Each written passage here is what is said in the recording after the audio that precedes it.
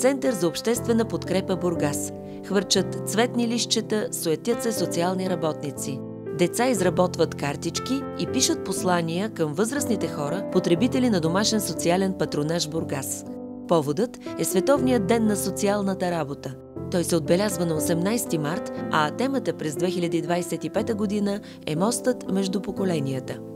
Моята идея беше с тази инициатива да помогнем на възрастните хора да се върнат към децата в себе си, да се докоснат до чистотата на децата, до тяхната искреност, до тяхната спонтанност, до тяхната сръчност и да им предадем емоцията, която носи всяко едно дете в себе си.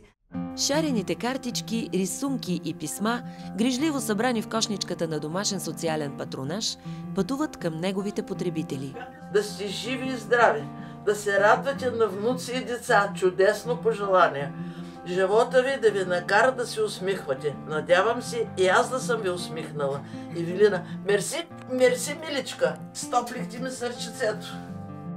И социални грижи ми са големите приятели. Без вас не мога. Социална градина Грижовник също получават картички и послания. Да бъдете много здрави, щастливи и обичани. Аз също имам баба и дядо и много ги обичам. Истински празник, литературно четене се получава в социалното кафене в домашен социален патронаж Бургас.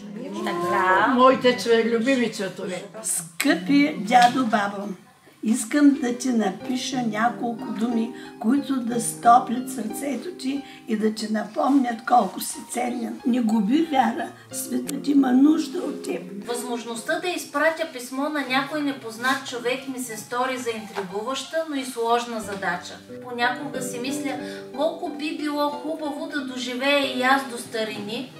Мен ме отглежда моята баба Мария, която е вълшебница. Тя е втората ми майка, защото отдавна моята вече е звездичка горе на небето.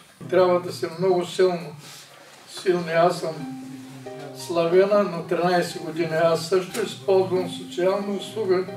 Пожелавам ви да бъдете в прегръдките на надеждата. Да бъдете много здрава, благодаря. Да имате само хубави спомени със семейството, да бъдете обичана. Много топлина, надежда и дълголетие. Вие сте нашата опора и източник на знания за българските традиции и християнски добродетели.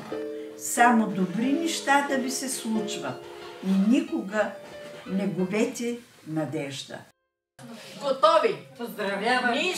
Като поздрав към децата, положили толкова старание, възрастните хора от патронажа им изпяват своя химн. Ние сме сърца младежки и не чувстваме болешки. Ни настика, ни играе, за дълголетие мечтае.